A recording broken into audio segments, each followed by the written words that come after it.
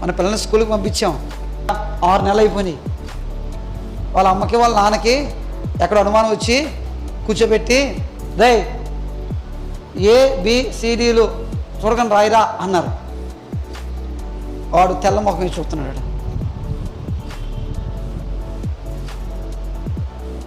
Mummy laddu ఉన్నదా mummy, payasam చేస్తావా?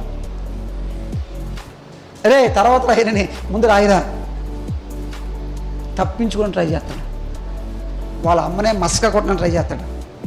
ఈరోజు దేవుని వాక్యంలో మన గురించి చెప్పబడుతున్నాయి, మన జీవితాలు నెరవేరుతున్నాయా అని అంటే ఎవరు ఉంటారండి అలాగా, ఎవరు చేస్తారండి అలాగా? తప్పించుకోవడానికి మాట్లాడుతున్నవే కానీ ఇవి నిజంగా నా జీవితంలో లేవని ఒప్పుకోవడానికి ప్రయత్నం చేయవే.